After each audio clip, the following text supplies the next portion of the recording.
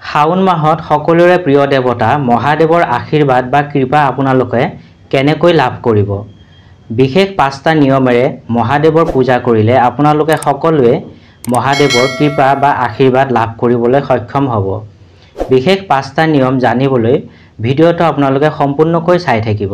17 জুলাইৰ পৰা আৰম্ভ হৈছে শাওন মাহ। 72 বছৰ পাছত এইবাৰৰ শাওন বিশেষ। হিন্দু ধৰ্মাৱলম্বী লোকসকলৰ বাবে শাওন মাহ অতি পবিত্ৰ মাহ। এই মাহতেই শিৱক আৰাধনা কৰে প্ৰতিজন ভক্তই। শাস্ত্ৰ অনুসৰি শাওন মাহ বিবাহিতা মহিলাৰ বাবেও বিশেষ মহত্বপূৰ্ণ মাহ। এই সময়ত বিবাহিতা মহিলাই কেইটামান নিয়ম মানি চলিলে সংসাৰ সুখৰ হয়। পৰিয়ালত কোনো অশান্তি বা দুৰ্ভাগ্য নাহে বুলি জ্যোতিষশাস্ত্ৰই দাবী কৰে।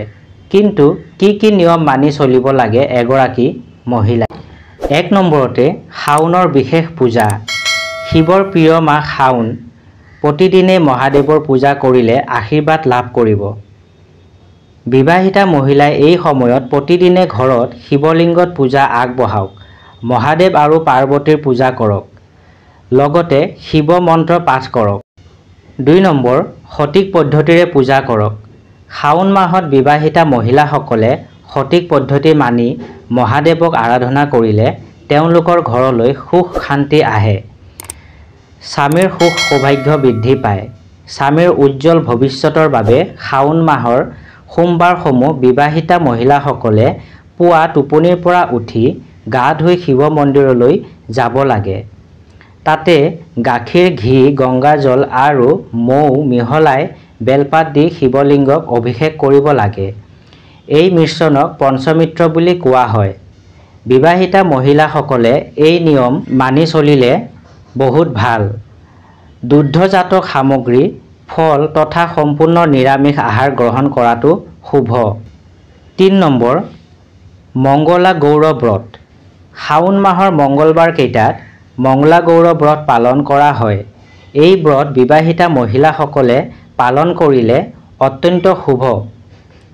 এই দিন উপবাস থাকি অইন কোনো বিবাহিতা মহিলাক প্ৰসাদ সামগ্ৰী উপহাৰ দিব পাৰে।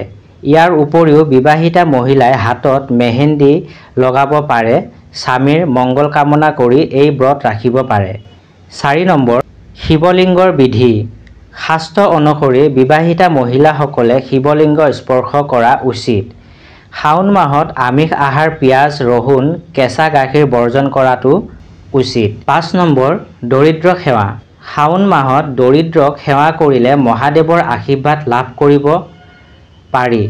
এই সময়ত অভাৱীসকলৰ মুখত খাদ্য তুলি দিয়ক। সামাজিক কাম কাজত আত্মনিয়োগ কৰিলে আপোনাৰ সংসাৰ সুখ সমৃদ্ধি ভৰি পৰিব। ভিডিঅ'টো চাই যদি ভাল লাগিছে ভিডিঅ'টো লাইক আৰু কমেণ্ট কৰি লগতে শ্বেয়াৰ কৰি দিব।